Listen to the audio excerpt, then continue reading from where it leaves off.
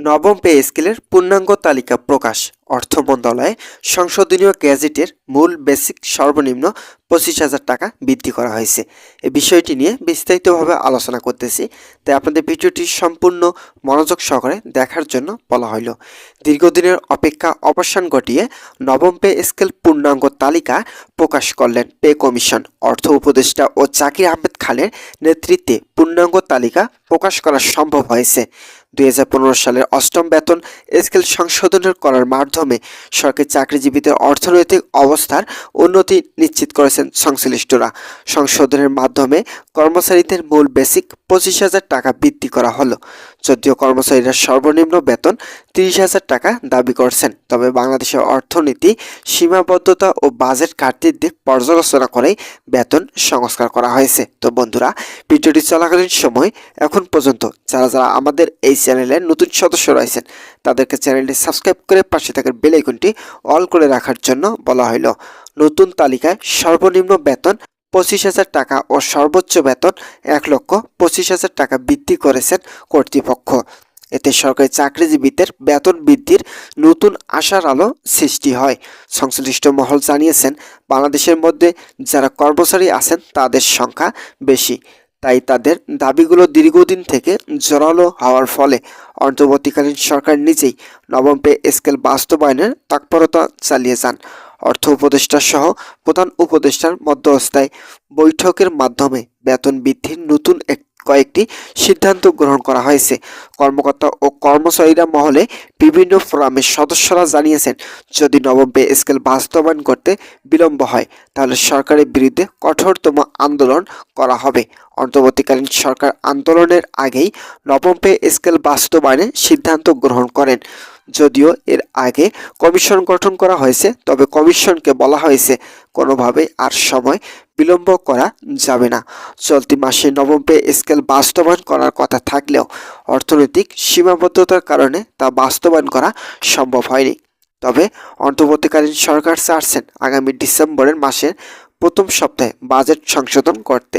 তাই এই বাজেট সংশোধন করার মাধ্যমে সরকারি চাকরিজীবীদের বেতন বৃদ্ধি করে অর্থনৈতিক গতিশীলতা বৃদ্ধি করা হবে।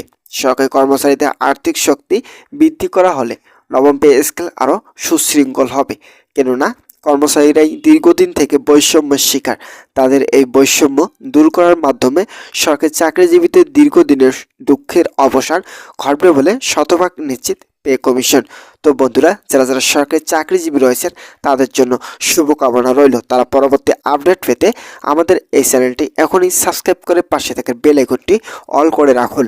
সংশোধনীয় বাজেট সহ বিভিন্ন ধরনের তৎপরতা চালিয়ে নবম পে স্কেল বাস্তবায়ন করার মাধ্যমে সরকারি চাকরিজীবীদের অর্থনৈতিক সক্ষমতা বৃদ্ধি করা হবে বলে আশা করেছেন অর্থ উপদেষ্টা।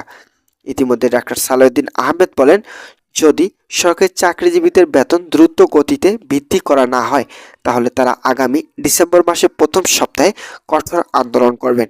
কর্মচারী ফোরামের সদস্যরা 5 ডিসেম্বর মহাসমাবেশ করবেন।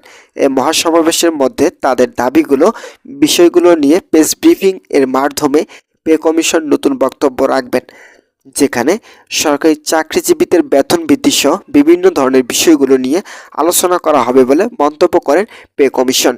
ইতিমধ্যে সরকারি কর্মচারীদের বেতন বৈষম্য দূর করে নবম পে স্কেল বাস্তবায়নে দাবি জানিয়ে বরিশালের বাবুগঞ্জ উপজেলায় কর্মকর্তা সরকারি কর্মচারীরা সকালে উপজেলা চত্বরে মানববন্ধনে এই দাবি জানানো হয়। বাংলাদেশের সরকারি কর্মচারী দাবি আদায় ঐক্য পরিষদ ব্যানারে অনুষ্ঠিত মানববন্ধনে কর্মচারীরা বলেন, দীর্ঘদিন ধরে তারা বৈষম্য মুক্ত বেতন কাঠামোর দাবি জানিয়ে আসছেন, কিন্তু এখন পর্যন্ত সেই দাবি বাস্তবায়ন না হওয়া আন্দোলন নামতে বাধ্য হয়েছেন তারা। পরে বাবুগঞ্জ উপজেলা নির্বাহী কর্মকর্তা ইউএনও মোহাম্মদ ফারুক আহমেদের মাধ্যমে উপদেষ্টা বরাবর স্মারকলিপি দেওয়া হয়। এ সময় উপস্থিত ছিলেন উপজেলা কর্মচারী অ্যাসোসিয়েশনের সভাপতি বশির আহমেদ, সাধারণ সম্পাদক শাহরিয়ার রহমান বাবু। এছাড়াও উপজেলা কর্মকর্তা বিভিন্ন প্রতিষ্ঠানের কর্মচারীদের মধ্যে উপস্থিত ছিলেন বরকতুল্লাহ শহীদ, আনোয়ার হোসেন, জালাল, কালাম মাঝি, কাবুল দে, হুমায়ুন কবির, আলমগীর হোসেন প্রমুখ। তো বন্ধুরা, আজকের এই ভিডিওটি এই পর্যন্তই ছিল। আজকের ভিডিওটি থেকে যদি কোনো উপকৃত পেয়ে থাকেন তাহলে অবশ্যই আমাদের এই চ্যানেলটি সাবস্ক্রাইব করে পাশে থাকা বেল আইকনটি অল করে রাখার জন্য অনুরোধ রইল।